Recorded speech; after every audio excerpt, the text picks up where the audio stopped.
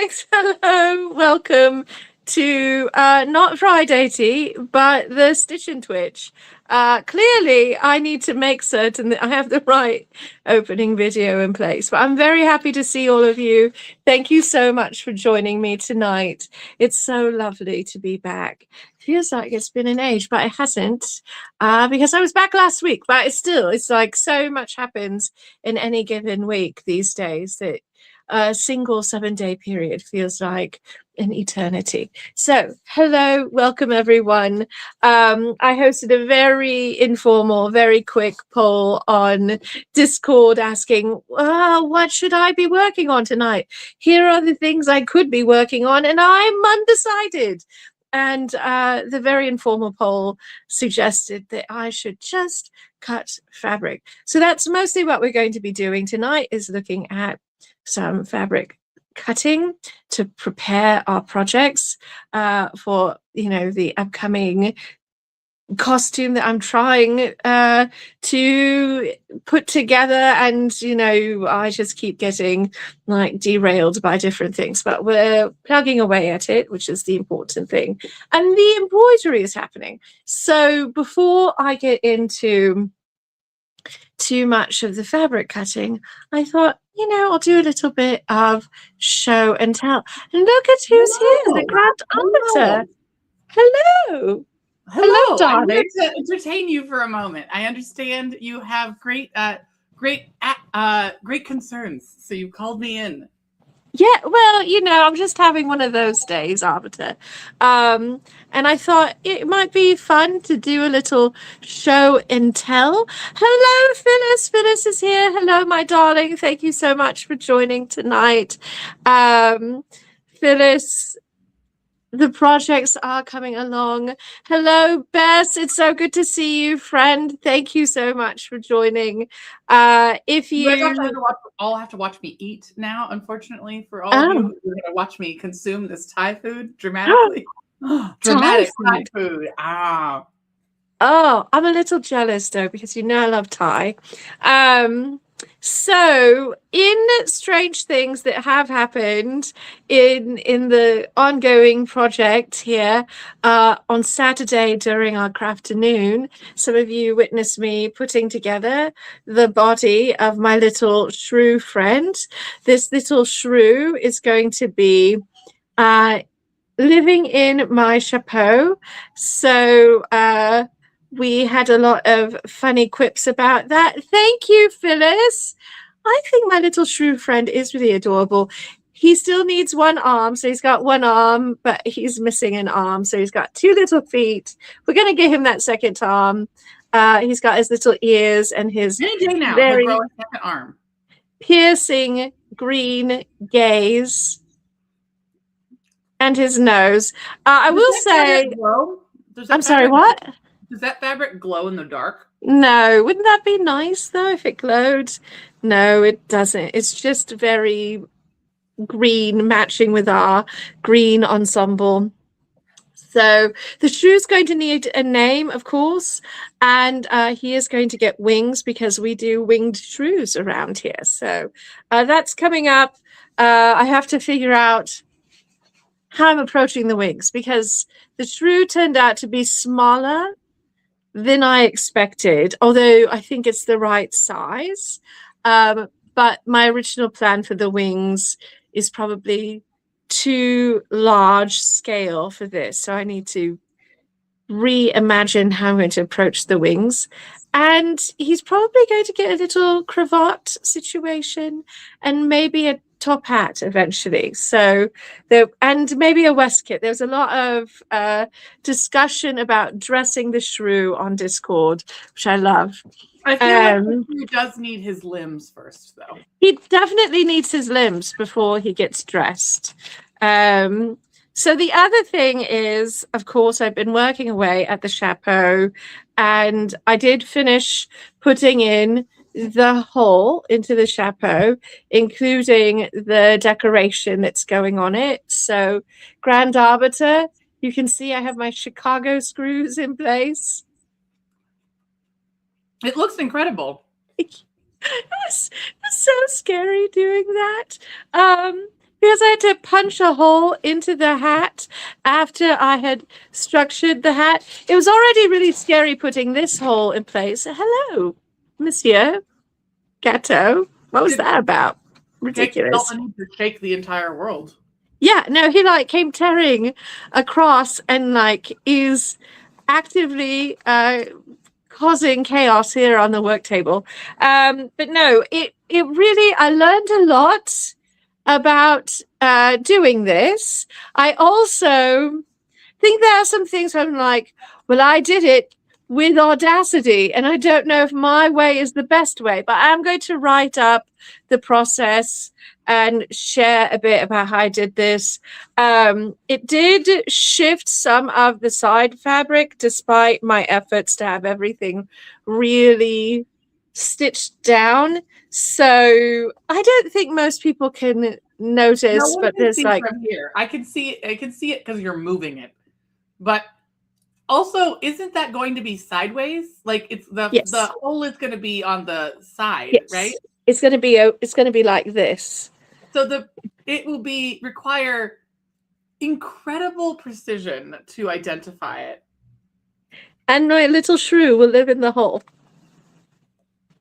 Will you have a like an inner component? Yes. Like a little pocket? He's going to have a perch, a little place to sit. So that's what's going to happen. Yeah, I'm very excited.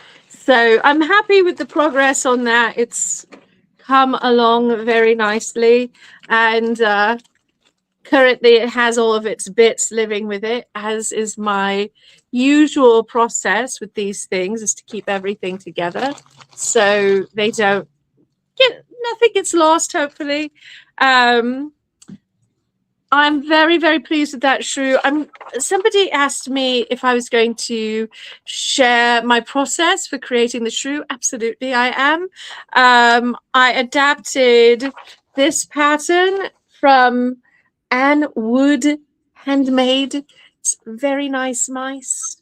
It's a very simple little pattern. It's free from her website, so I adapted this, and I'm going to write up more shrew-like. Yeah, well, mostly I made the nose more pronounced because shrews have like a longer proboscis. I feel like I maybe could have made it even more pronounced than I did, but it's a very small scale, so I'm happy with what I was able to achieve. So that's exciting. We're also working away on embroidery. This feels like a nice way to start. It's just with all the show and tell.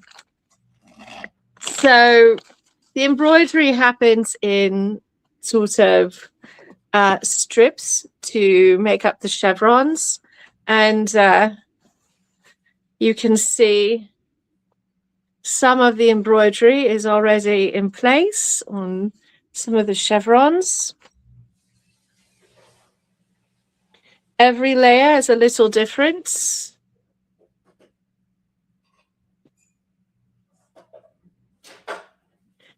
It's sort of, we'll see, some of them are more obvious than others, but I'm really liking how it's coming together. Well, it's all going to be unified over time, right? Yeah, absolutely. So good. Yes. So that's all coming together on my skirt, and we are just starting in on the embroidery for the Grand Arbiter's West kit as well, which is so exciting. I spent some of last week patterning out your West kit to give it chevrons Grand Arbiter. Are you excited? I mean, I'm stoked to get more chevrons in my life. Who doesn't like a consummate V? Yeah, no, look at this. Look at this. This is going to be so slick and so sharp. Oh, it's going to be so exciting. Right. So when I made your dragon West kit, I made the chevrons much more narrow, like the slope was a lot less These are more dramatic. Right. And they were wider. And so these are a little bit narrower and the slope is a lot sharper. So very excited with that. I'm happy. I've got a plan for your collar. Let's see how that comes together. Hope It'll springs happen or it eternal. won't. That's the nature of things. That's true. And I've got like a fistful of embroidery designs that I've been like messing about. Molesting. You're molesting those designs. Yes, that's correct. So this is how I figure out how to line up the things and organize them. So yeah, that's what we've been getting up to. Very excited, everyone. I'm going to have some weird little scraps left over. I don't know what I'm going to do with those yet, but I'll figure something out. I'm certain. So, well, so and that, I suspect it's going to be incredible, to be honest. thank you, Grand Arbiter. Thank you. That's so kind. Yeah, I'm very pleased with the progress, although I am eager to get into some big pieces. And so in the poll tonight, I was like, well, I could cut out fabric, which I definitely need to do, but I think is not necessarily the most interesting portion of construction, but very important.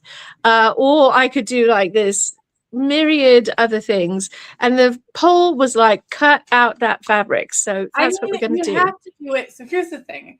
Madam Askew, this is me showing up saying it's time to take your vegetables. You're right. And I know that your desire is for only chocolate. The only meal of the day be chocolate. That's correct. It's true. You're right. But unfortunately, that is not allowed at this current juncture. No, I've got to do the cutting. So what I've done for myself is, first of all, I sort of cleared the decks on the work table, which I normally need to do to cut bigger pieces of fabric. I've already prepped the front of the skirt, which you can see is all patterned out for my chevrons again. So I made a decision at that time about, yes. I'll be right back. I have to go grab something. Oh, all right. Yes. You're so dramatic.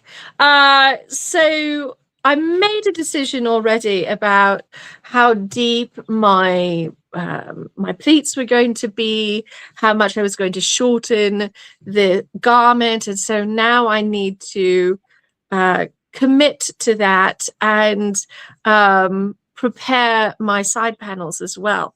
Now, what I can't remember is if I did a good job of making notes everywhere. So I am sometimes good about this, and I encourage everyone to like make scads of notes for themselves, because it really helps when you're doing projects like this where you have many different parts and different stages, and you have to come back to things after you've had, a long absence in between stages. So I hopefully made some good notes, but I have this particular piece out so I can compare it to the original pattern piece and see what my logic was if I did forget to make notations on my pattern pieces. So we're going to see what I did and if I made good choices or if I forgot in the rush of excitement.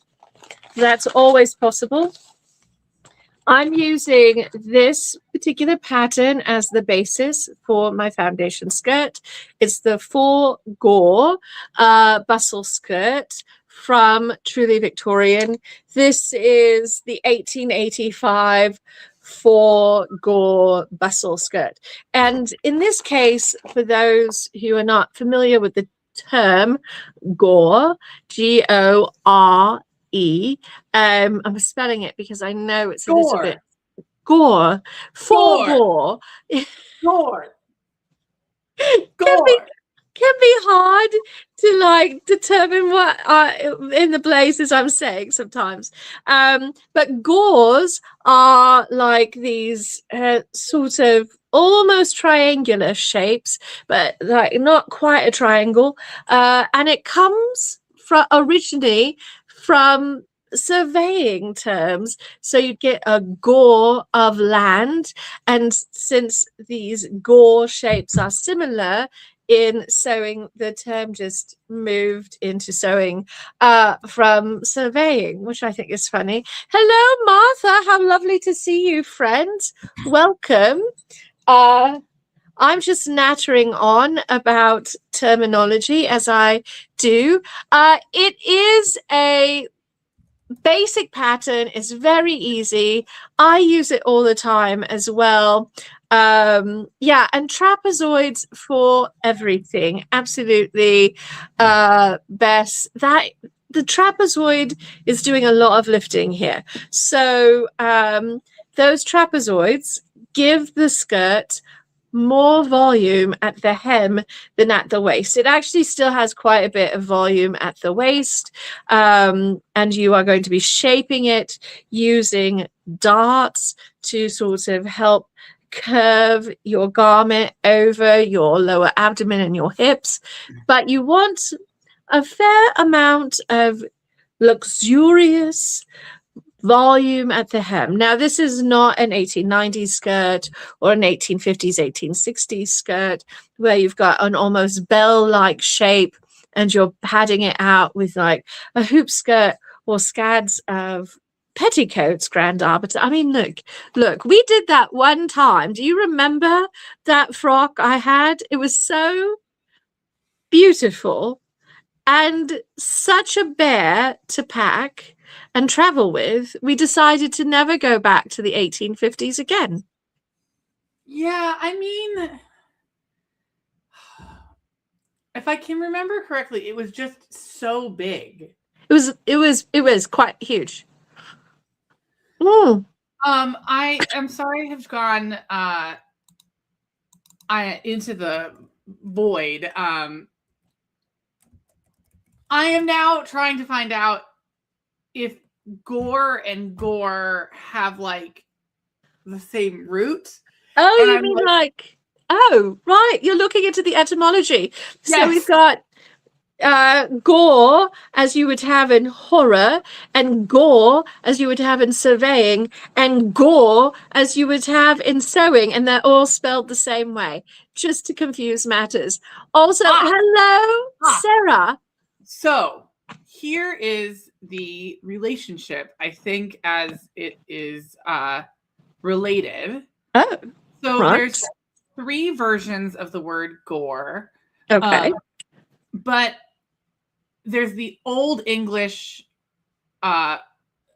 gore, G-O-R, and the Old English for the triangular piece of ground is gara, G-A-R-A. So like gar. Yeah. Like not gore, gar. So there's gore and gar. And so the gore is closer to Middle English or Dutch and Old Norse for gore. And it's poop. It's shit. So there's gore, which is the one that's for all the gross stuff. Oh. It's fecal matter. Oh. And then gar is it's the spear that you use because it's a triangle. Oh, and look, Martha says it seems like it would also relate to the gore you get from a bull, also a triangular shape. Maybe you're getting gored by the bull because it's pointed like a spear. This is a very... It's gar. It's gar. It's all the root is. It's the sense of triangularity. So the parcel of land portion is the as described earlier trapezoids for everything, but it's right. The diagonals and triangles, and then the gore has roots they're not related words. They they cross over, and they're in the Yes. same language families, and they're in the Yes. same language, but they are not like one does not beget the other. They're from unrelated root words. Oh, this is very exciting. Thank you for doing that bit of etymology for us, Grand Arbiter. I love it. Also, hello, Sarah, who says, I heard luxurious volume at the hem and immediately knew I was in the right place. Thank you, friend. It's so good. All right. So, good. So, I did leave a note for myself. That's great. I love when I leave a note for myself. It also means that I can determine how deep I want my ruffle to be, or how deep I planned for it to be. Very, very exciting. It seems exciting. I It mean, I is. like a deep ruffle. I've heard that about you, Grand Arbiter. I have. Do we want to switch to your personal view cam so they can see what you're working on? Yes, I will do that. Hold on, everybody. The Grand Arbiter is going to be watching DOS comments.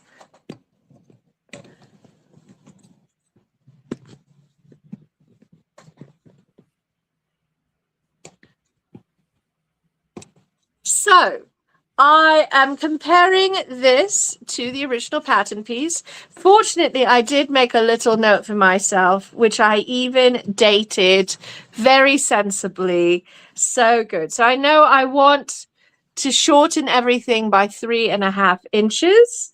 But also, it looks like I decided that I was going to also save fabric and just attach my ruffle on the bottom edge of my panel without having fabric extending past it. Although I could cheat that out with my lining fabric. So the ruffle is supported by lining fabric underneath. But it is...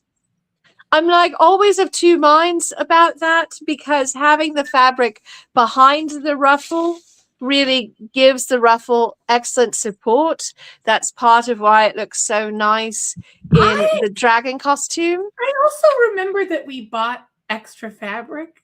Yes, we did. We did. I don't know. Remember this whole conversation where we don't remember the choices that we made with the dragon costume, and then we had to learn a lesson. Yes. Yes, I do. Learn that lesson again? No, I don't want to learn that lesson again. It'll make me send you back to school. No, thank you. I don't want that. Thanks. No. Okay. All right. So I'm going to make the panels full length, but but not. So one thing I will not be taking the chevrons down to the bottom. They do end before the bottom of the panel. So the front panel, I'll probably like add a piece underneath that is, you know, just the lining fabric, the fat lining fabric with like, I'll just piece it out. Yeah, but the rest of it is going to be full length panels, which will be easier. And we'll have fewer problems. And the ruffle will be supported. The weeping is very difficult. Particularly, it really takes away from the "I told you so" dance. It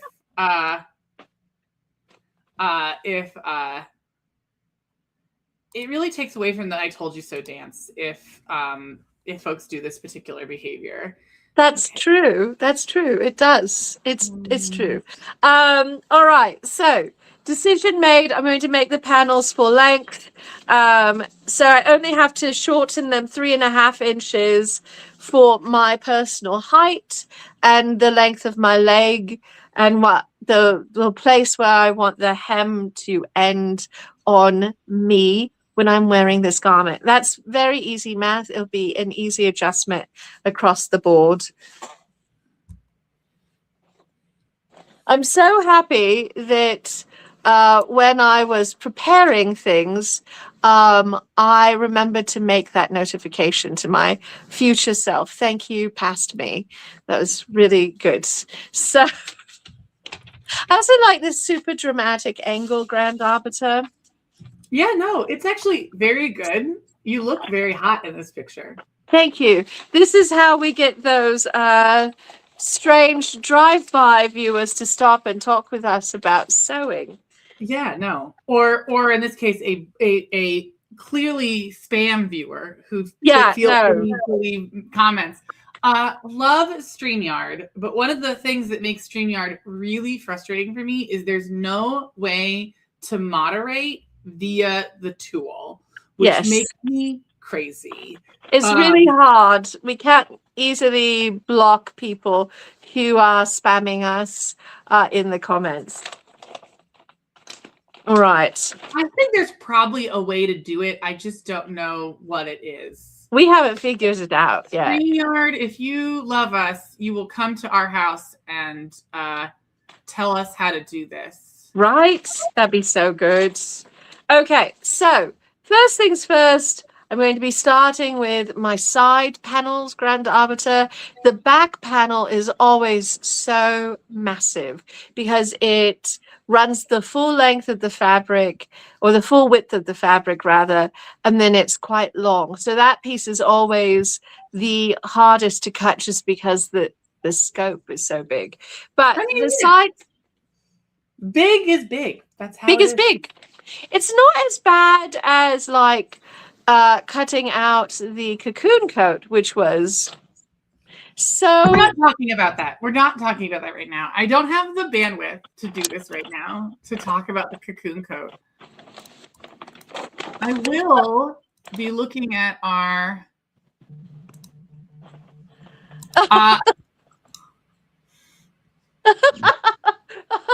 I'm so sorry, Sarah Blade. We did not mean to embed the song from Spamalot in your head, but also I'm not that sorry. So, I mean, it's a good song. We didn't curse you with a truly heinous song, so that's good, right? I mean, that is totally... I mean, I don't know what to tell you. I've never seen Spamalot, so I wouldn't know. Oh, have you seen Monty Python's Camelot movie? No, I haven't. I haven't seen Spamalot. Well, Spamalot is the musical version of Camelot by Monty Python. Do you mean Monty Python's Holy Grail? Yes, that's the one. That's the one. And Spamalot is the musical version. Oh, then I have seen the movie. Yes. I will tell you that we need folks to be making their submissions for Tippy Golden Awards. The days, they dwindle, they shrink and contort. They do. They do. I have noticed we've gotten some voting for the book award. There has been some votes for the books. It's very contentious. Hello, Captain Azar. We are cutting fabric and doing vegetables, as Madame Askew is required to do vegetables. In this case, vegetables is cutting fabric. So, and hello, Captain Azar. You were not here for the show and tell, but the shrew is coming along, and I'm very excited. I'm excited for you. Thank you. Look, I feel like small animals ending up on my hats is like the new era, because we did a small dragon for my last hat, and now I'm doing a small shrew for this hat. So I'm excited about this era of animals. All right, good. Okay, so when I shortened the center front panel, I shortened it from the top, which is often the easiest to do. And frankly, I'm very hippie, and so it works out well for me. At least I think that's what I did. So I'm going to repeat that, shorten it from the top again for the side panel, and just shift all of my darts down. I always need to take up more volume because I have a snatched waist and a lot of hip action. These hips do not lie. I mean, they don't. They're very, very contentious in that regard. They are. So, when I work on this, let me show you this poor pattern. So, I've had this pattern for a long time. It's been really abused. At some point, maybe I need to buy another one, just because this one is starting to show the years. And I've certainly gotten my money's worth out of it. So one of the things I love about these truly Victorian patterns, Grand Arbiter, is that they are made out of a nicer quality paper, and they have all of the pattern sizes graded into one pattern piece. So Ooh, nice. I get a lot of use out of it. And also having all of those sizes graded into a single pattern gives me more ability to more easily do alterations. Now, this kind of skirt, because it's made out of gauze, as we discussed, it is the 4 gore. Captain Azar says, I have a spare. Excellent. Good. As long as someone in our community here has a spare, because this one, it's been cut up, it's been drawn on, it's like starting to show its age. So I just know at some point it's going to fall apart on me, and like the paper will be so thin and it's been so abused that it will just start like tearing and falling apart on me. But it has been very hardy. I've had this pattern for well over a decade, and so I've used it a great deal. I've gotten a lot of value out of it. So if you are considering purchasing any of these patterns, the quality of the paper and the variety of sizes makes it a really good purchase. But yeah, so let's look at this alteration. I happen to have exactly 3.5-inch wide ruler, which makes it very easy for me to make a 3.5-inch alteration. Sometimes I alter my patterns in the middle of the skirt so that I preserve the waist and the hip, and also the hem volume. So for this particular pattern, I absolutely want to maintain all of the width here at the hem. So I don't actually want to shorten it from the hem.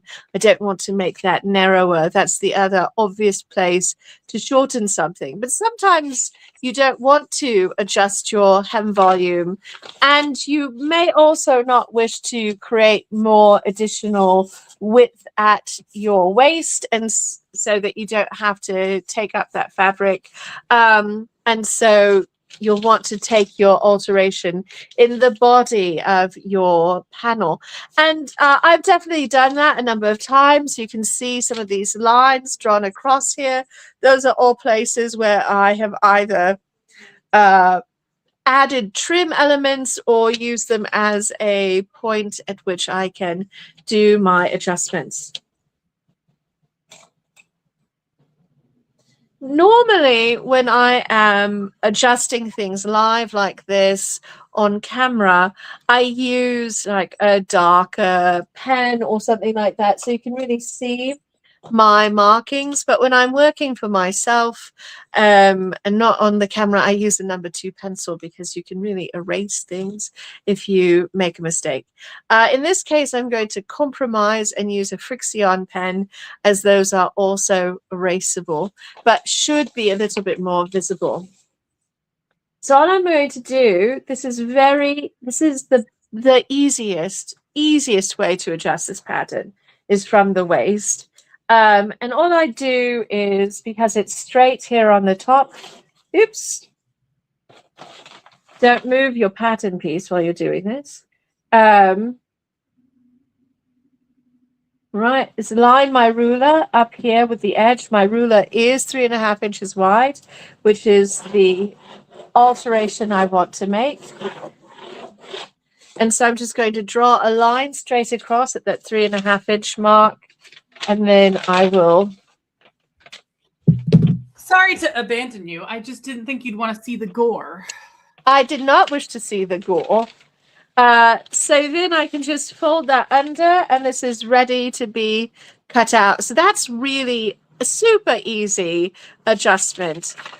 If you are wanting to adjust in the body of your garment, you're going to split the difference of how much you are folding up. So 3.5 inches divided by 2 is 1.75 inches. So I just take my line here and I fold that up to that 1 7/5 mark, or 1 3/4, if you will. Fold it like so. And then you can see I have this little dog leg over here, right? A little divot, a little divot. A little divot, a little dog leg.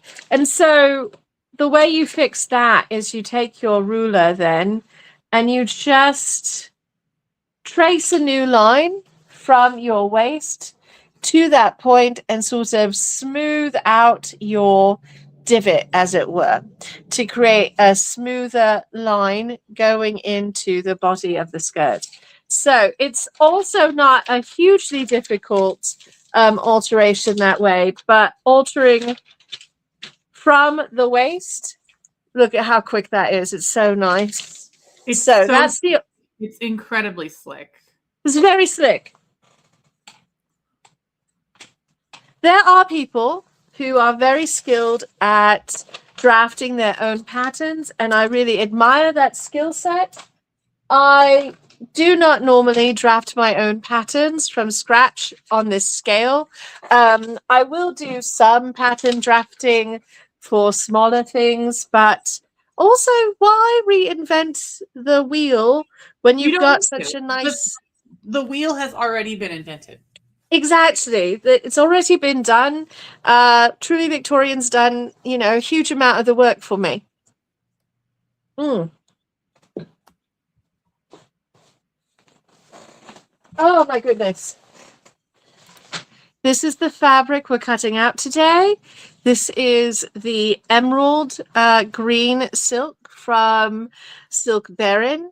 I love this fabric so much. The color is so gorgeous. You can see a little bit better in the light the way it captures the light and how it feels so luminous from inside the shaft of the threads. They just did a gorgeous job with it. It has a very jewel tone to it. So I know it's going to be really stunning. This is our hero fabric for the whole project. So everything is built around this particular fabric. It's a very heroic fabric. It saved many lives. We love green. We're so excited. We haven't done a green costume in so long.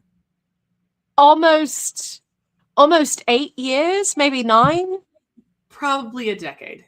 Yeah, it's been so long. And we love green. It feels very wild that for people who love green and love to wear green, that we don't have more green ensembles. So, well, I think the real problem is that we just have so many costumes we want to make, right? that is the real problem. Well, I also think there's been a handful of like I think that before the last year, we've been a bit more, I think, and this is not a read, but you've been really cautious with your building. That's true. That's true, I You're suppose. a lot less cautious. Yeah, I'm trying to have fewer catastrophes. It's true. Also, Sarah says it's such a beautiful color, and she has some of it in her stash that she's been saving for something special. It's so stunning. And I encourage everyone to embrace green. The Grand Arbiter and I did not rig the poll for this year's theme, but I was No, also. if I'd rigged the poll, it would have been botanicals. If I had rigged the poll. That's true. If I had rigged the poll, if I'm out here rigging polls. That's what you wanted, was botanicals. You were very keen. I mean, I suggested it. So, of course, I want what I suggested. Yeah. I'm like very into all the things that were on the poll, but I think, see, you were pulling for botanicals. I was pulling for dandies. But we're not sad about green, right? We love green. No, arsenic is a beautiful thing to celebrate. We love murder. We love murder. So I have scads of this fabric right now, but I also know I need all of it. We bought a little bit extra, but not so much that I can be really profligate. So right now it just looks like I have like a battalion's worth of this green fabric. But, I carefully measured and planned out how much I would need for the garments that we're making, and so I still have to cut with care. Silk Baron is really lovely at how they ship their fabrics. It's always folded very carefully so it doesn't come with scads of wrinkles in it, for which I am deeply grateful. Generally speaking, it's a really good idea to press your fabric before you get cutting. And when you're dealing with this much quantity of fabric, it can be super hard to do the pressing. So if you can start out with fewer wrinkles in the fabric, it makes your life a little bit easier for the sort of mountain of pressing that you have before you. Pressing is one of those things that I don't love doing, but is really essential to the sewing experience to get a nice professional finish. Of course, you want professional finish. Yeah, I want my things to look sharp, Grand Arbiter. I want you to look sharp. That seems reasonable conceptually. Thank you. Right, I'm going to stand up and spread out this fabric. Just going to adjust some things here while I'm doing that. Oops, maybe. Maybe. Maybe. Oh, sinking. It's sinking. Oh, Sarah says, pressing in and of itself is definitely not my favorite thing either, but I do love the results of some good pressing. It makes all the difference. And I think as a judge, when I'm doing technical judging for anything, probably my biggest bugaboo is pressing. It is the thing I will notice right away. I mean, that makes sense. That makes sense. And also, you don't want to live a life like that, right? No, I don't want to. Oh, yes. Oh my gosh. Beth says, I love the pressing during the making, like pressing seams and all of that, very necessary pressing, but hate the pressing of yardage and finished garments. Oh my goodness. Yeah, pressing yardage is a thing that causes me no end of despair. I just never want to do it, even though I need to. And pressing finished garments, that's why we have a steamer, to be honest, because I will do it, of course, but also we will suffer in this way, but not without suffering. Right. Okay. Does make a beautiful noise when I'm messing about with it. This is also a good angle. We can really get a beautiful way in which we get to really really value the shape of your nose. Of my nose. Really value that schnoz. I have a prominent schnoz. A schnoz better than other schnoz. You know, when I was a young girl? When I was a young girl, and a rather mediocre opera student. Let's call you a I would never call you mediocre in anything. I would say that you are an ambitious and eager opera student. That's true. I was eager. But when I studied music, vocal music, I was very proud of my prominent schnoz, because a good schnoz is a good resonating chamber for singing. Can you imagine some dumb girl who's like, I want to be an opera singer, and then gets a nose job? Yes, but mostly because I met her. So she must have been devastated. I mean, I feel like if anyone absolutely took her up on that, and she still wished to, or any person of any gender really, but if somebody like did that and then they still wanted a career, their voice would really change with that decision. So one of my favorite stories about Barbara Streisand is that she always refused to get a nose job because she knew it would impact the sound of her voice when she was singing. So I love this. Sarah says, wool and silk have become some of my favorite fabrics to press. They just shape so beautifully with heat and steam. And that is 100% true. They do. They look so good. Wool is like magic.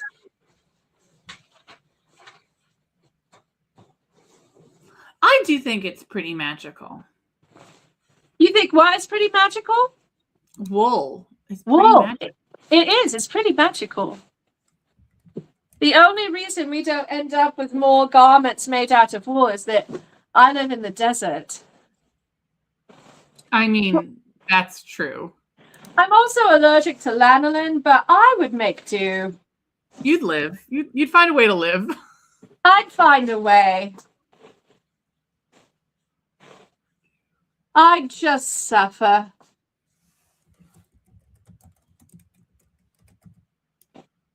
I mean, I like that you're willing to suffer for things. I'm willing to suffer. No, honestly, as long as the wool has a good lining and is not directly touching my skin, I'm usually all right.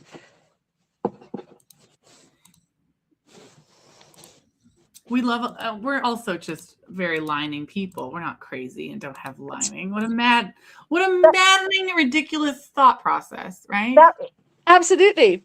Entirely ridiculous. Just brutalizing fools of them all. All right. So speaking of lining, so what I am cutting out today is the fashion fabric. And then I will be cutting a flat lining for all of these panels. So I like to flat line my skirts for my bustle skirts rather than having like a separate lining for them. I'm going to be wearing petticoats, so I don't really need a separate lining. But the flat lining gives the fabric more body and more gravitas, and also helps with the wrinkling and everything else. And so I typically line my panels with just like a cotton muslin, a medium weight cotton muslin, or polished cotton when I find it, because that's very nice. I've also used for some of these things, I've used like quilting cottons. The thing about that, though, is that they're much more expensive than just using a cotton muslin. And so I typically don't use the quilting cottons anymore for that. But they can create a really beautiful, dreamy kind of drape. And you love a good drape. I love a good drape. It's true, Grand Arbiter. My other secret weapon for this is my rotary cutter. In this case, for the silk, I use a serrated edge on my rotary cutter. It looks sort of fluted, but what it does is it helps cut down on fraying. So there will still be some fraying, but less with this. What weight muslin do you like to use? Oh, I like to use a sort of medium weight muslin.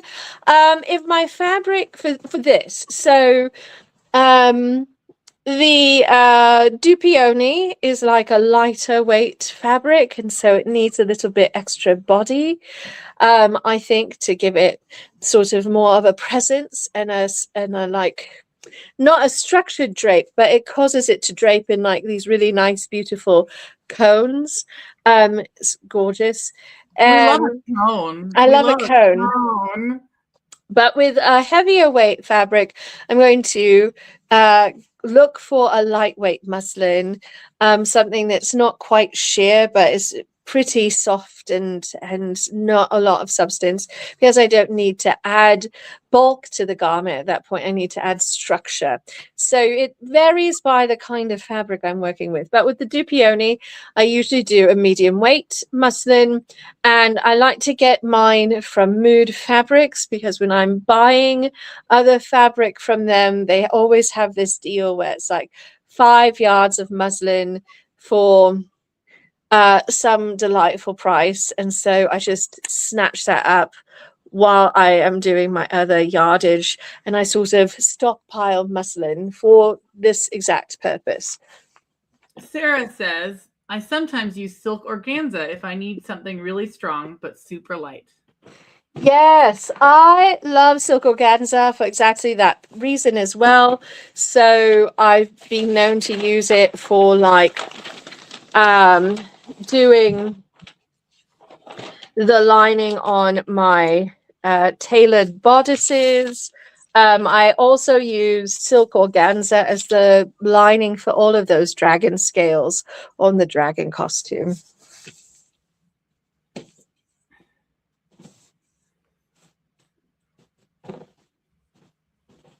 The other thing I use here are pattern weights. So I'll let you see what's going on here.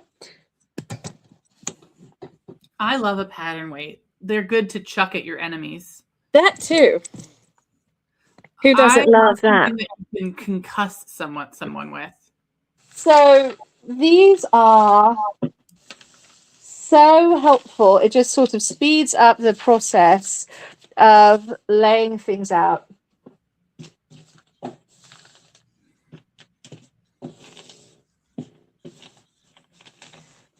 I'm going along and sort of smoothing out the panel as I go, because it has a few air pockets in it and I want it to be nice and smooth to the fabric.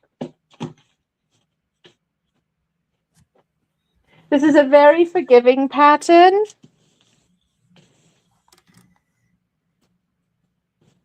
It's a little bit tailored, but not super tailored. All right, so typically at this point, I just cut, but I want to be really careful here. So I'm actually going to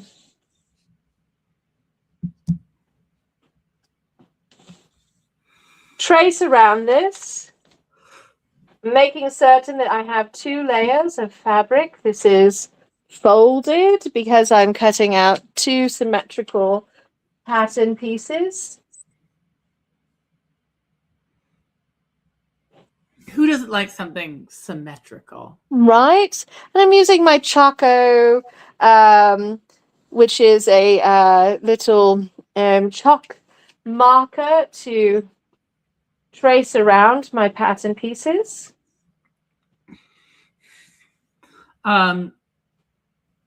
Sarah used the organza for the Captain Marvel and the revenge dress. Oh my gosh. If you have not seen the Captain Marvel, I can't remember if you have, Grand Arbiter. Oh, yes, of course. It's so beautiful. It looks like it's poured on once Sarah has it on.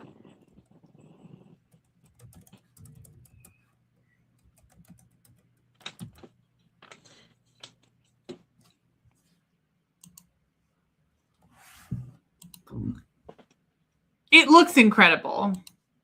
It does. It does. It's just a stunning piece of work. The train on that is so incredible.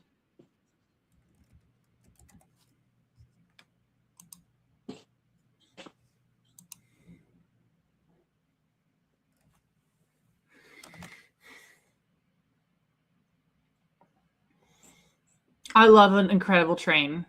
This is probably one of the most... It's going to be one of the most over-the-top trains that you've ever done. Oh, yeah, that's true. That's true, because we're doing that opera drape with this one. The opera drape has more fabric in it than the rest of the skirt, just about. Or it might be exactly the same as the rest of the skirt, but it's like close to being more. It's so big. And then it's cunningly folded to make these really beautiful pleats down the back. I'm really excited.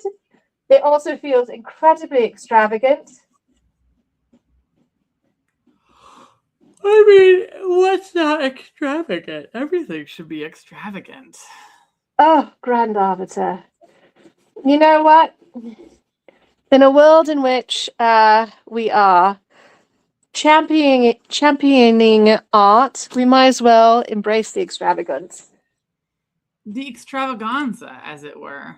Yes.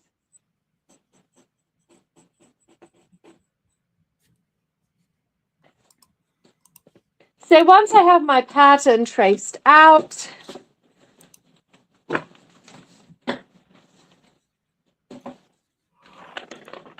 I can just cut along the lines.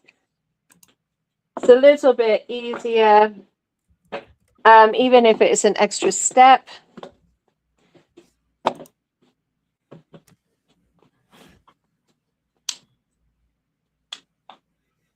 I love that you're cutting fabric right now. I'm really proud of you. Thank you. Every time I cut into this, I have a little anxiety moment. Well, nothing to be anxious about now. You're perfect. Thank you, Grand Arbiter.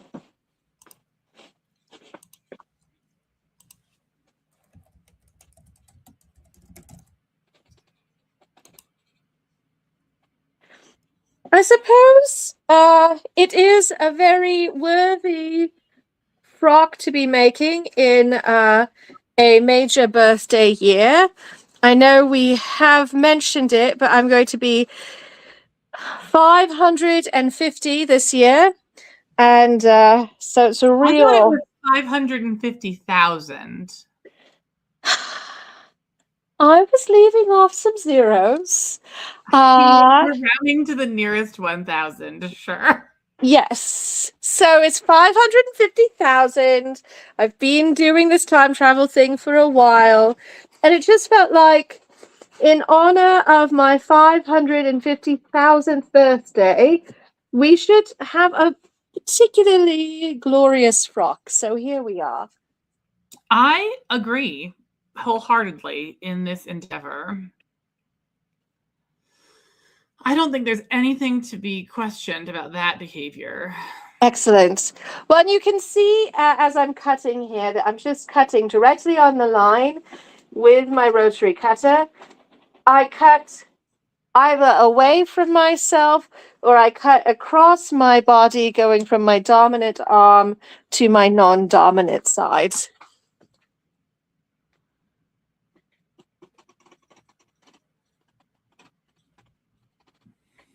That gives me pretty good control over the rotary cutter and allows for accurate cutting. You want to be accurate in your cutting to the best of your ability. I think that makes perfect sense. Thank you, Grand Arbiter.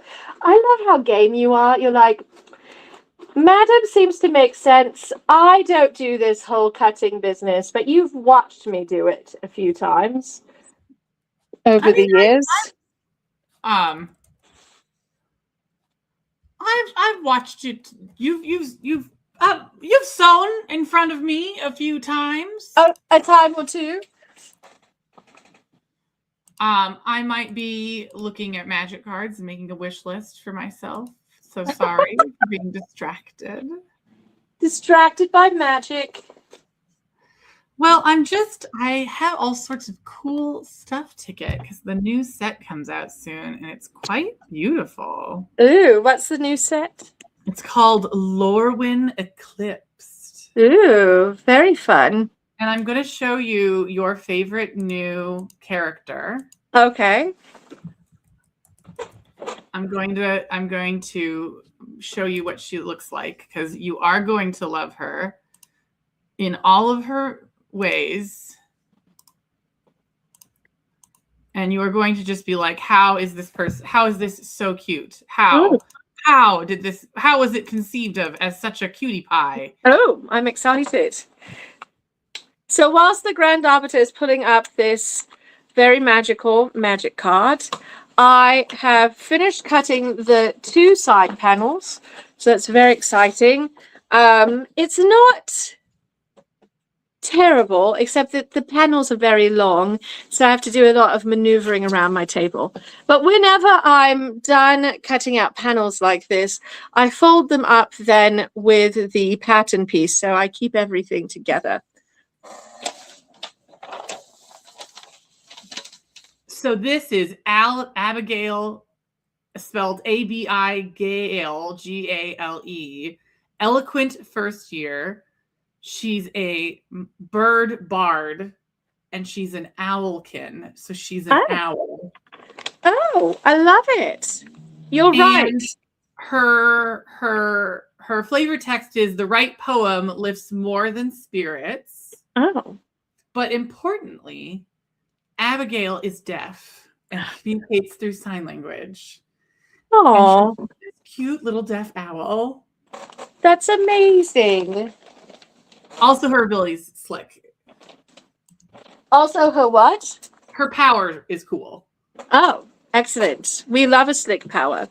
Yeah, her power is cool because it can be used for strength or for weaknesses, which I think is great. Ooh.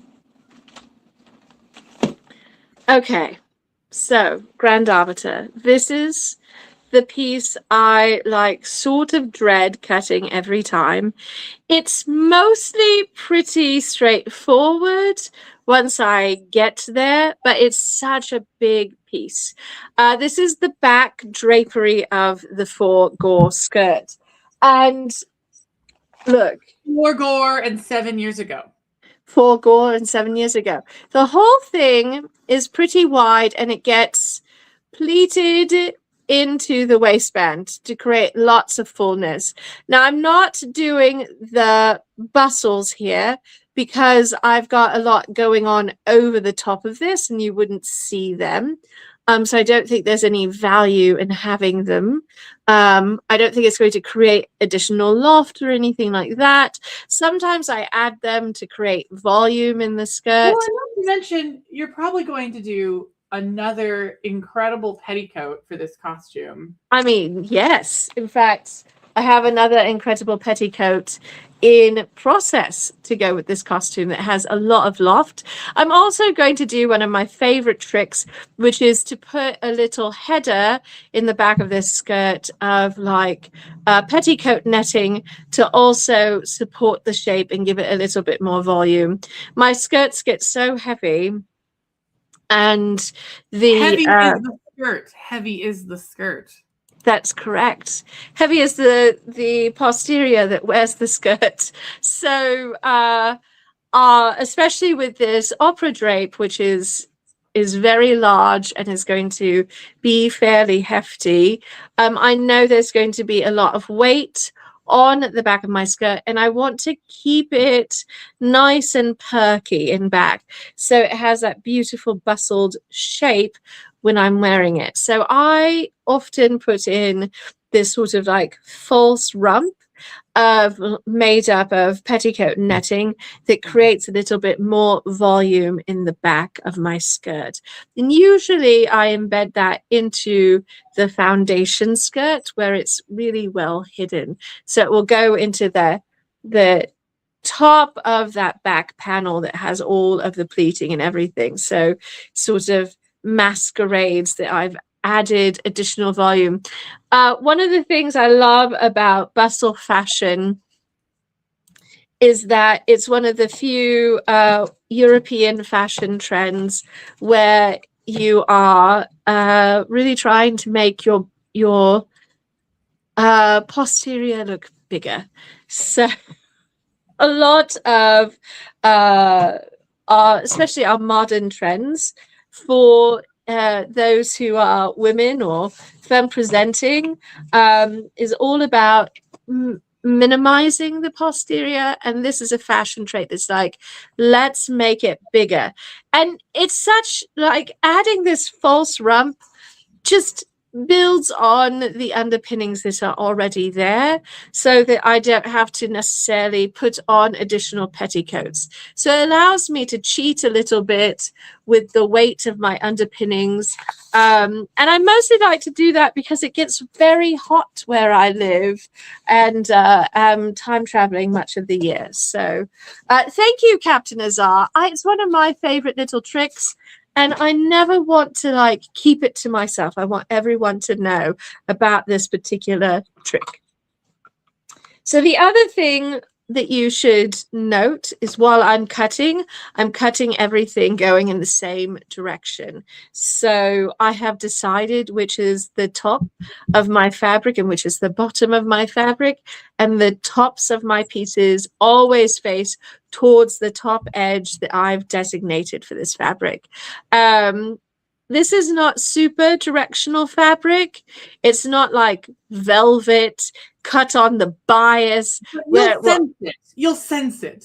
But I will sense it. And it may capture the light a little bit differently because it is a very luminous fabric and because it is a shot silk, which means that the weft threads are a different shade than the warp threads. And so the way the light hits it can be very important. And so if you cut it in different directions, it may show up as a cutting error because the light will be reflected differently. So you want to be very cognizant of how your fabric reflects the light, how the pattern plays, and whether or not there's a top and a bottom of your fabric. Just keep that in mind whilst you're cutting. So do you remember a few years ago on Drag Race Grand Arbiter when the one drag queen, it might have been Lex. You know, there's just one. There's only one drag queen in the whole world. That's right, just the one. It might have been Lexi Love. I can't remember for certain, but she did this like gorgeous plum silk dress. It was a plum silk velvet. Look, there's one of those fabrics where I just sort of wanted to transport myself through the screen so that I could steal that fabric and use it to make something couture, not with hot glue and not pinned together and not made in 6 or 12 hours. So I can't remember if it was Lexi Love or somebody else, but what was the category? Do you remember what the category was? It was one of those categories where we have to make a costume in 24 hours. It was a creator challenge. Yes.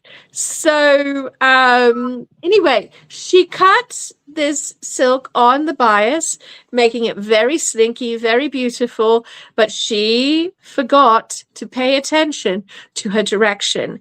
And so the bias on the back of the dress was going in the opposite direction of the bias in the front of her dress, and it looked like it was made out of two different colors, and it was very noticeable.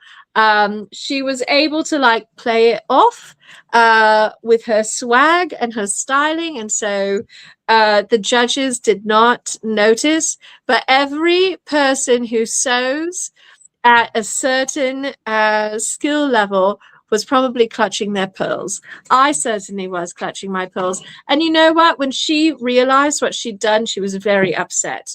But it's the kind of mistake anyone could make. She's a very skillful sewist, so it wasn't that she isn't capable. It's that she was making something in 12 hours and just missed that she hadn't. Plasma, but the other one that had an issue with plasma. What is her name? Oh gosh, I'll think of it. Yeah, I'd recognize the frock if I saw it. I remember the dress much better than I remember the drag queen, which tells you a lot about me, I think. Yeah, no, it really does say a lot about you, Jocelyn. I mean, Madam Askew. It does about things both of you. Yes, it does. It does. So I'm starting to have lots of tiny scraps. These aren't particularly useful for most things, but they might be useful for making a tiny shrew cravat. So I'm going to hold on to some of these a little bit longer than I would normally, just in case. That's what I'm going to be doing. His cravat will be really determined by what I decide to do for his waistcoat. Maybe he'll get a little bow tie. You don't usually put bow ties on things. That's true. I could give him a bow tie. Godzilla always wore a bow tie when I was bringing him around to things. That's what it is. I can't take Godzilla with us to most places anymore. So I'm just replacing him with 1,000 tiny creatures.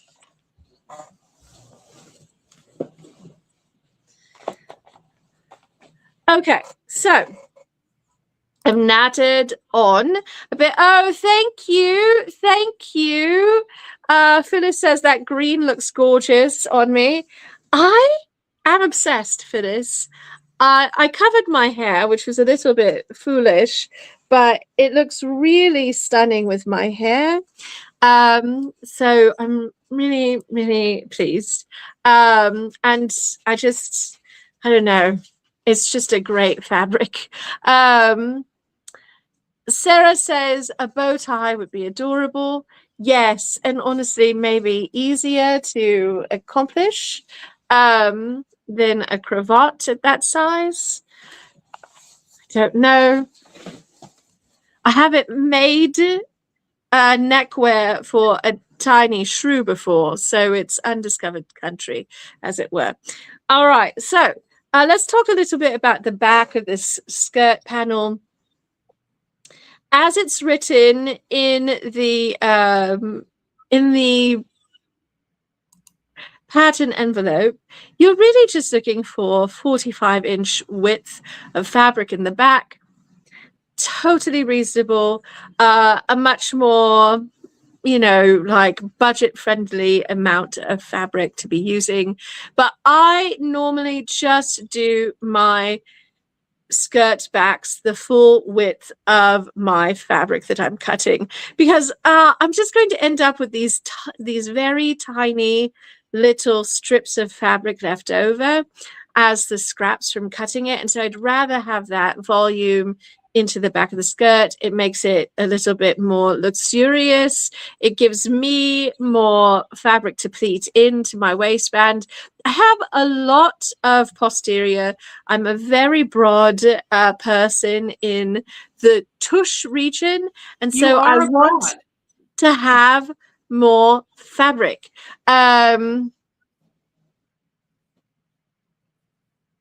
Oh my gosh.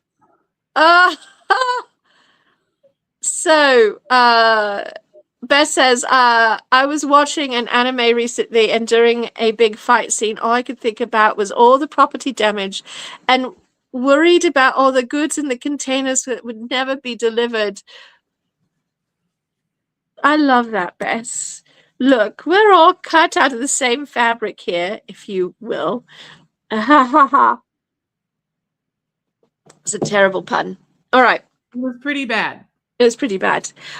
So I am going to cut this out the full width of my back of my oh no, I really love this. Now I think I need just a little green bow when I wear it.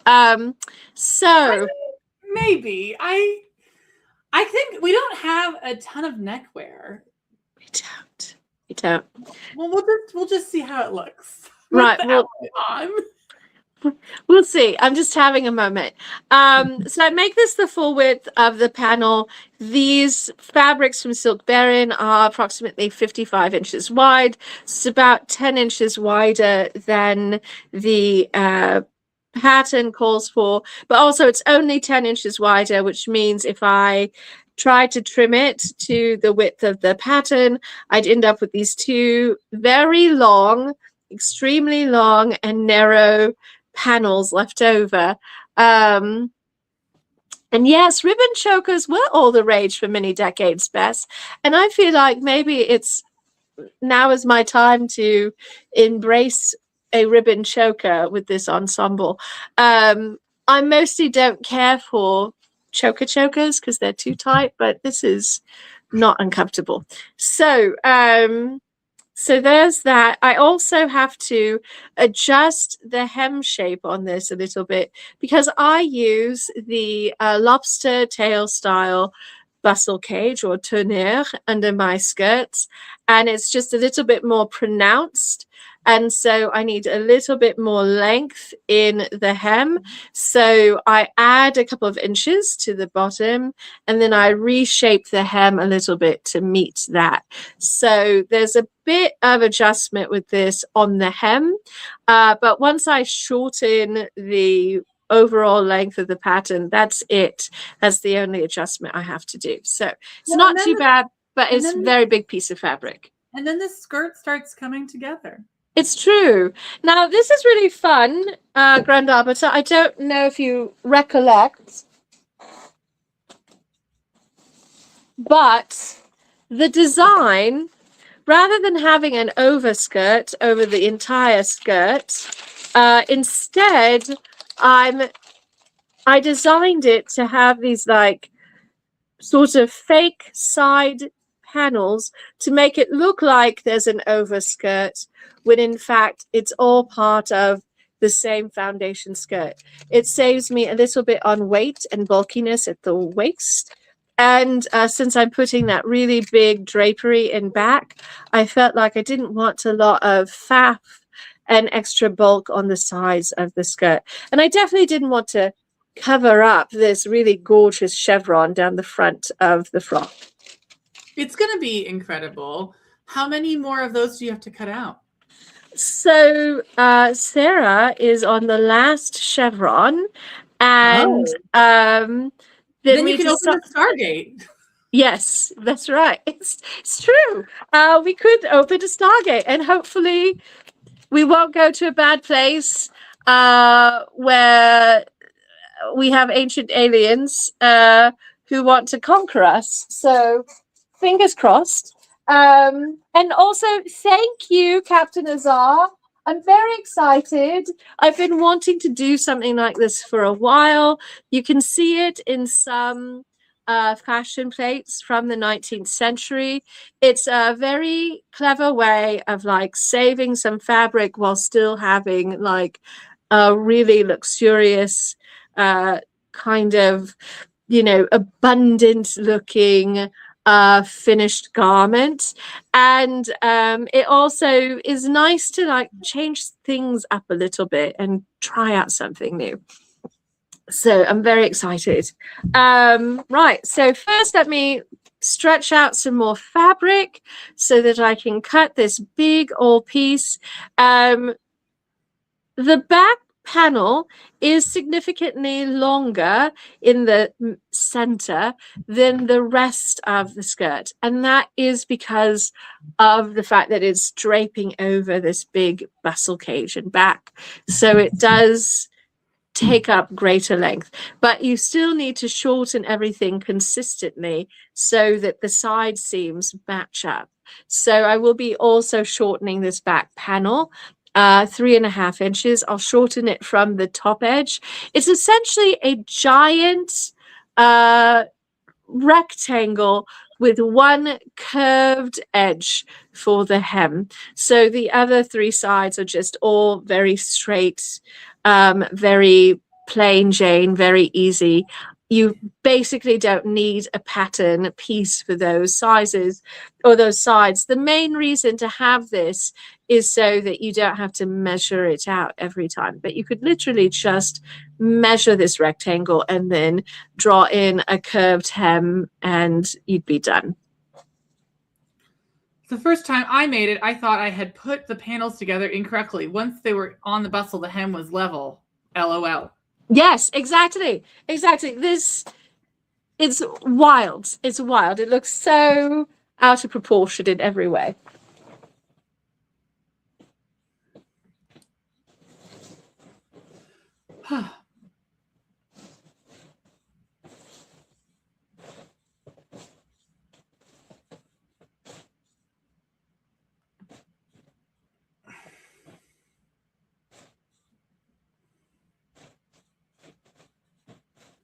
Where are you going? Well, I went around the table to straighten out the fabric so I could Where are you going? line it up nicely. Where are you going, madam? Madam, where are you going? I'm probably going to perdition. That's sort of the general sense that I have. I'm going to the island of Kokomo. Kokomo. There's a lot of sun on Kokomo. That's not really my jam. I'm not a sunlight loving person. The whole way that I ended up living in the desert as a person who would rather live in, I don't know, a swamp or a bog or a very foggy place where no sunlight ever shows. It's very strange. Couldn't be us, unfortunately. I feel like, you know, when they exiled me here for my crimes against fashion and tea time. I don't think it was fashion. I think it was crimes against being too hot for everyone on Earth. That's lovely, Grand Arbiter.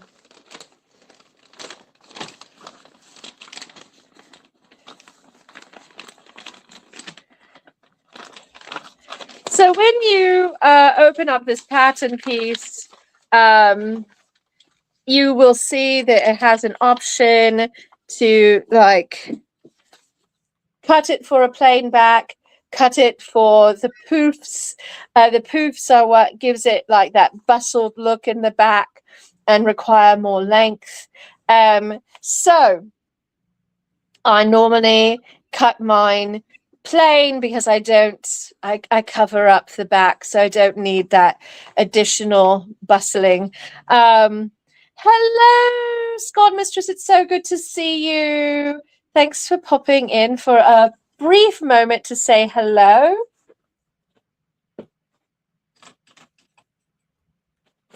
Right, I need to shorten the top of this again, but this one is the one that has been strangely the most abused.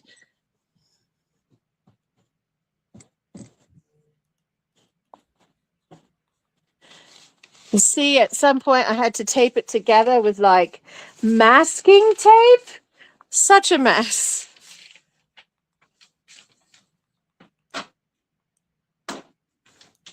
But also, you can see there's just this very narrow strip of fabric left.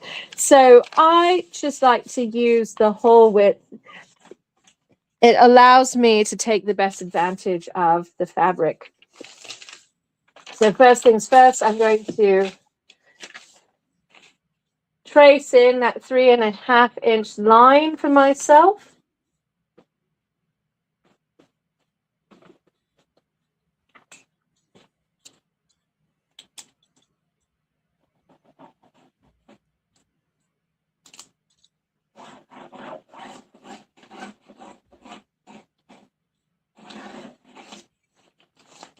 I did use my Frixion pen, so I can erase that when I'm done.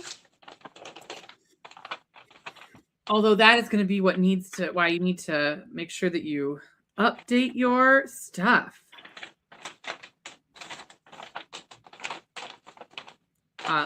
Make sure that you got good patterns. Yes. So now that I've got this in place, I know how long I want this to be overall. What I'm actually going to do, which you won't be able to see, is that I'm going to just make some marks on the bottom here that tell me where my hem needs to be. And then once I've got that in, I'm going to pull the fabric up so I can trace in the hem. And then I'll just have one cut to do. Single cut, Madam Askew. I love that so much for me.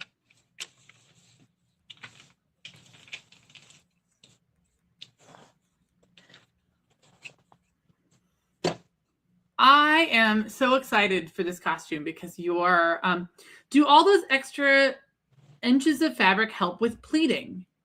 Yes, they help with pleating, especially because I have so much volume myself in my hips and my posterior. In order for me to feel like I'm really getting plenty of fullness in the back over my bustle, I actually want that additional 10 inches of volume. If you are a person who's more slender than I am, you might find that 45 inches is wide enough for you. So it can vary by your body size.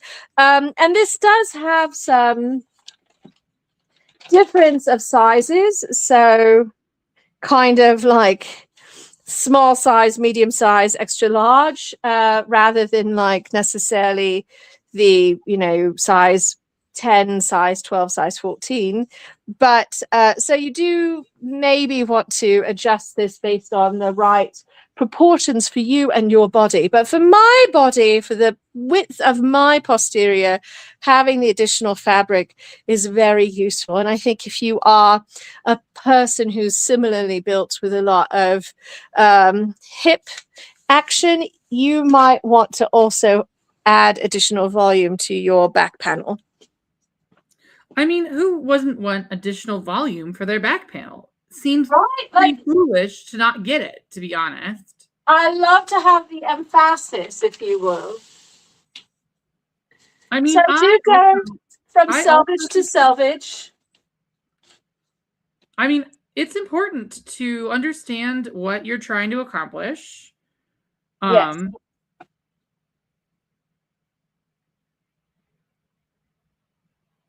Okay, so now that I've done that, I'm going to be getting my curved ruler to help me out here a little bit.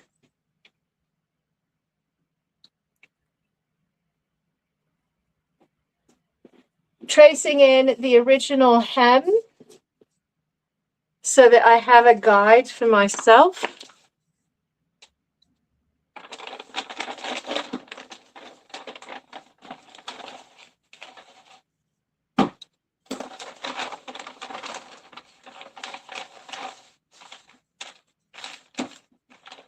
Okay.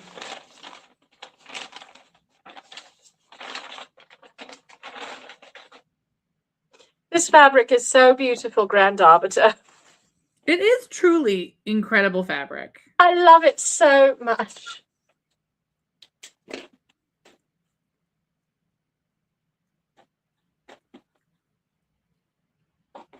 Okay.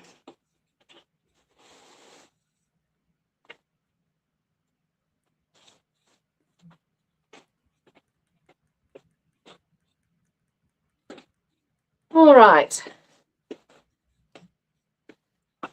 So very carefully, I'm pulling my fabric up to the table and keeping it lined up as I go.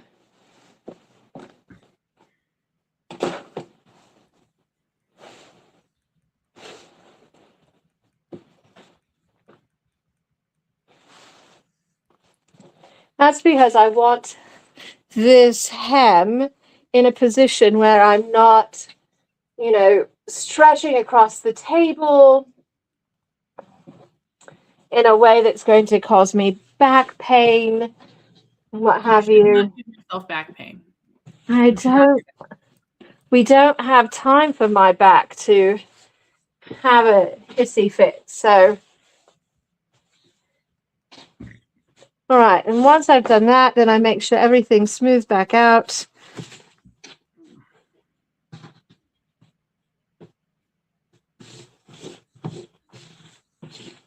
Okay, so this is where the original hem is, and this is where I want to move that center back point. And so I'm going to increase the curve here and make it much more dramatic than it is originally to encompass the additional volume and shape that I get from my lobster tail bustle. It's going to feel incredible to get this done, though. You're going to feel amazing. I'm sorry, what was that, Grand Arbiter? You're going to feel amazing with each one that you get done. That's correct. That's correct. All right, so here's my curved ruler. And I want to increase the curve, as you can see. So I'm going to just start by sketching in a bit of this curve.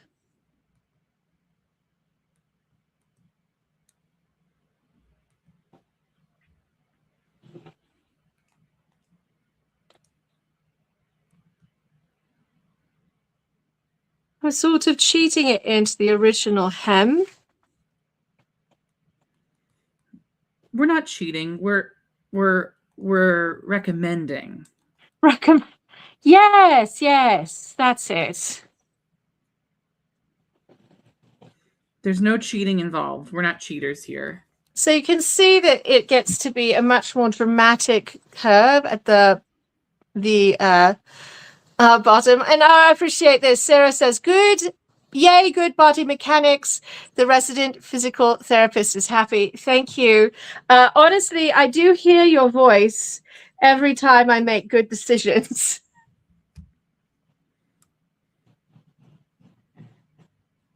So I'm just smoothing out some places where it's a little hinky as I connect it. And now I just have this one line to cut. When I am preparing this with the flat lining, I actually use this line by using this fabric panel to trace out the hem on my lining as well.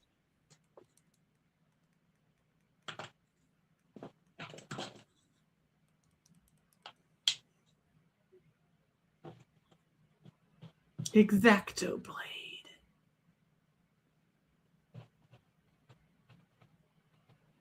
They're all waiting with bated breath. That's such a good tool. I am so glad that you have so many excellent tools to accomplish your goals. I love good tools. I'm very, very keen on the tools, to be honest. Wawak, sponsor us more. Right? Thank you, Wawak.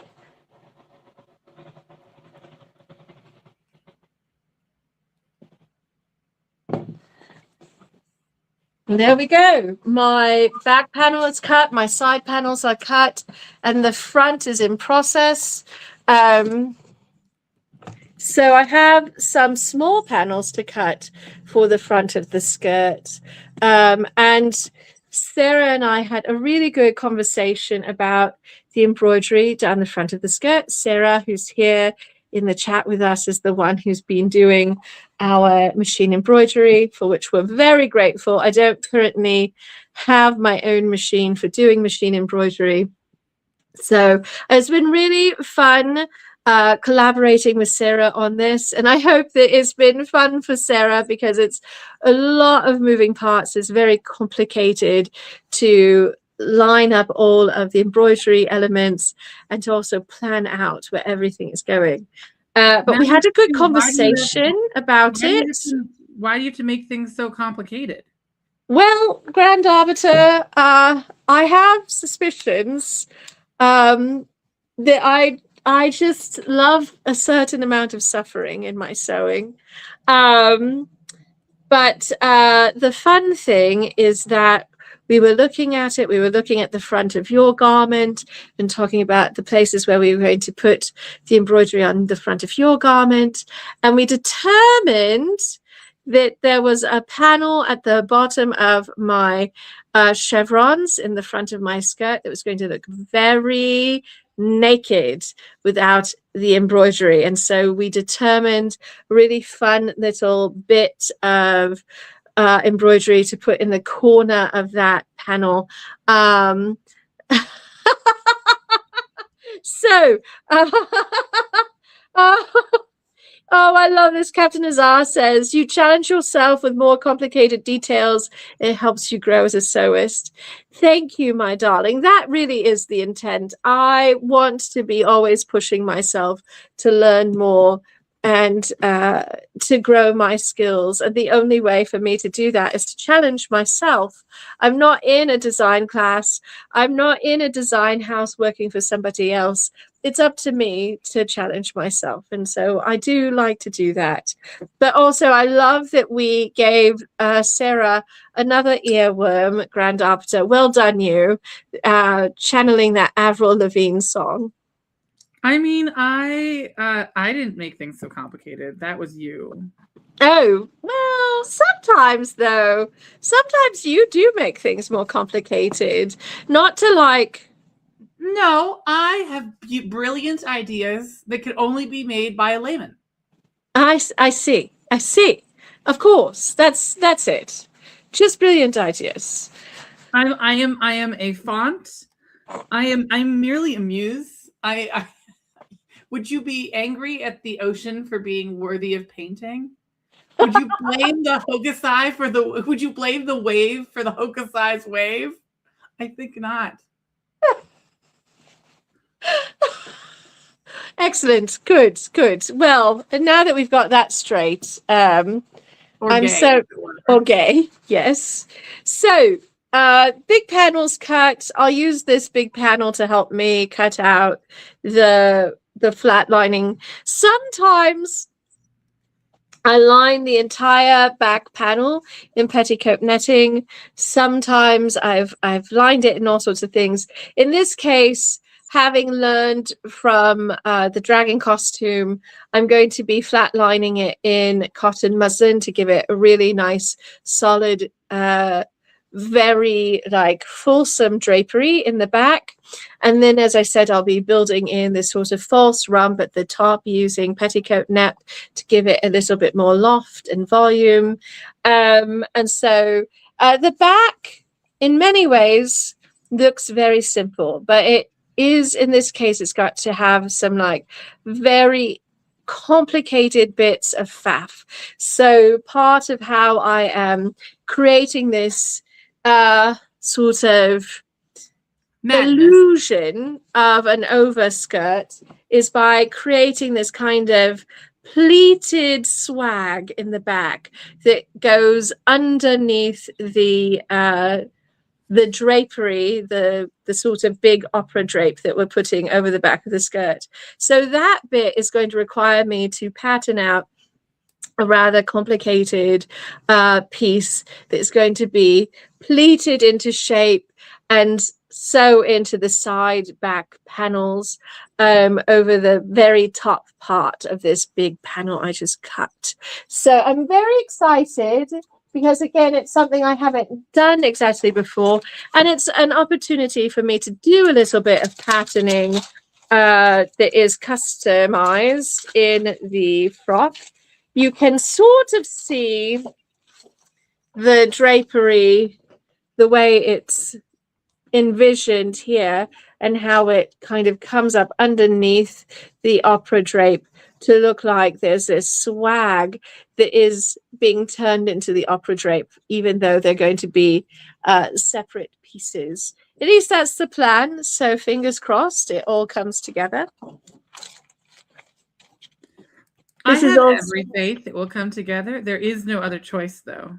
Oh, yeah, there is no other choice. That's correct. All of these things, I find that the sketches are really essential for me to keep track of all of the moving parts, and also my plans regarding like color and how I want to line things out. So, well, I think one of the benefits of our current strategy is you've gotten much better at sketching. Your sketching is very good these days. Thank you. I have done so much more sketching. I was talking about that a bit in one of our recent posts on Patreon. We are sharing our custom embroidery designs with our Patreon subscribers. So if people want to also use these designs on their costumes and play along with us in our sort of dark academia looks, you can. But I was talking about how I sent a sketch to our artist collaborator, and she was able to turn it into something really gorgeous and so lovely. I'm very excited with her design. But looking at my original sketch, I was like, oh, this is not bad. I mean, it's not what I want ultimately, but I've come a long way. And a huge part of that really is the amount of costume sketching I've done in the last 5-6 years, in part so the Grand Arbiter and I can communicate better about our sketching. Like, Arbiter, I know this is a thing where I will be able to really see the design entirely in my head, and I start describing it to you in some detail, and you're like, those are just words. They don't mean anything. I can't see it. I don't have great visualization for that kind of information. So we've taken to it's similar to the challenge that you sometimes have with like numbers and like organizational information. Yes, that's correct. It's why you're in charge of numbers and rules and remembering like the layout of rooms, and I'm in charge of color and design and remembering names. You are pretty good with names. It's true. Yeah. Thank you. So, Arbiter, I haven't patterned them out yet, so I don't know how big they're going to be. But this is great. So Captain Azar asked, did the monthly challenges also help with improving the sketches? Yes, absolutely. So we haven't done them in like, a year and a half or so, but we were doing these monthly challenges where we would throw out a prompt and encourage people to create either a sketch or a mood board or a collage or whatever way works best for you to sort of visually represent a costume plan. I was using it as an opportunity to stretch my sketching skills and improve my sketching. And so we throw out these kind of like fanciful prompts and encourage people to create some beautiful designs every month. And so that was a great opportunity for improving my sketching, to be honest. It really made a huge difference. And I hope it was helpful to other people because it certainly was. I think everyone was very aware of the fact that it was incredibly helpful. Yeah, it was like that was the goal, was to be something where it encouraged everybody, including me, to practice this skill set. You don't have to be like an artiste for your fashion sketches. You just have to be able to get the ideas across. But the more you do it, the better your sketching gets. And so, yeah, that was really helpful. I've been thinking about bringing back the prompts and seeing if we can't do some monthly, sketching again. Of course, I haven't had time to really think about that seriously because I'm in the throes. I think we really can't think of anything right now other than getting prepared for our next event, which is pretty close. Yes, our next event is just in a couple of weeks. We're going to be at Con Possible in Atlanta. I'm so excited. We love the crew of people there at Con Possible. They're really lovely humans. And so it's going to be grand to be back with them again and to be back at this lovely convention that they host. If you're in the region, if you are like within driving distance, I hope that you will join us. It'd be so wonderful to see you there. So please think about coming out. We'll be sad. Yeah. So, I mean, obviously, at 2 weeks out, you may not be able to just hop in an airship and make your way to us. But if you're in the region, I hope you will consider popping in. This year's theme is a sort of like cozy cottage core historical fantasy vibe. It should be so fun. It's going to be a really good time. We're going through the fairy wing, and Grand Arbiter, you and I, we're often popping through the fairy ring and getting into trouble. I mean, I know I am often in that particular position. It's true. You cannot be trusted. You cannot be trusted alone with Oberon. He's always getting you into trouble, and you're always saying yes.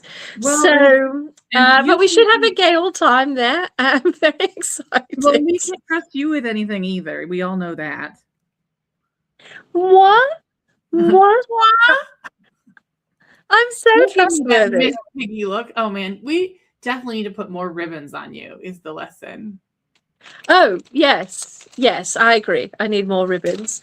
So one of the things that I have to decide, that we were talking about a little bit in Discord, this is a very tiny detail. It doesn't show up well on the sketch, but there are little tassels that hang down from these little points over all of the pleats.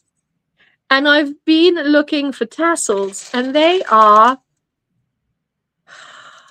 The nice ones they don't look expensive until you start adding up. Well, I need like 30 tassels. And then suddenly it's like, dear God, that's like $90 worth of tassels. That's madness, right? Here is what I'm going to recommend. I know that we've seen them all. I feel like you need to order one of each of them so that you can look at them and see how good they actually are. Because if you don't, and we order a bunch of the cheapy ones, and they turn out to be very, very bad, we will make many tears. We will weep. We'll weep. Yeah, so no. I think the solution is to buy one of each of the tassels and the trim that you're looking at. Just get one. Swatches.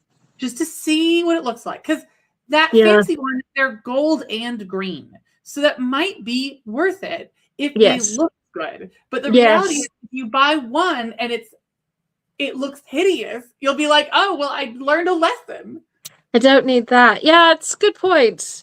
And yes, I'm always telling other people to do swatches. Swatches are so helpful. Sarah, I'm so happy you could be here. Thank you for joining us. Enjoy your dinner. Thanks for hanging out. Bess is also on Team Swatch. So, in good news, I probably have to hand sew all of the tassels on anyway. So they're going to be one of the last things that go on the project.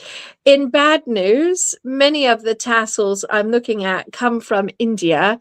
That's not bad news because India, it's bad news because shipping, length of time. And in this current political climate, anything that comes from India or China is under more pressure in terms of like shipping and everything. So I've been a little bit loath to just swatch from those places because it's going to take forever and a day to get here.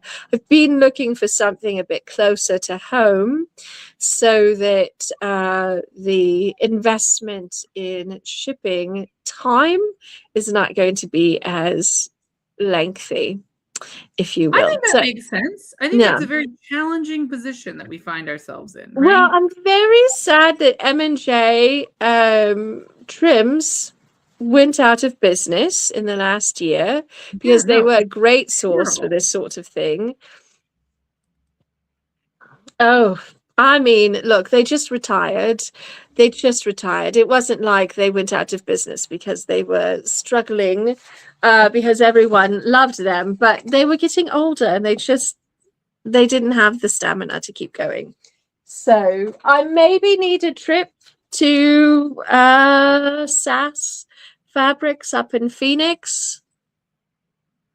Or maybe I need a friend to stop by SAS Fabrics up in Phoenix to look for me. There's all sorts of interesting ways that we could approach this. And I think that it's okay to take our time and really think about what we want out of these, because it's gonna be 60 some odd I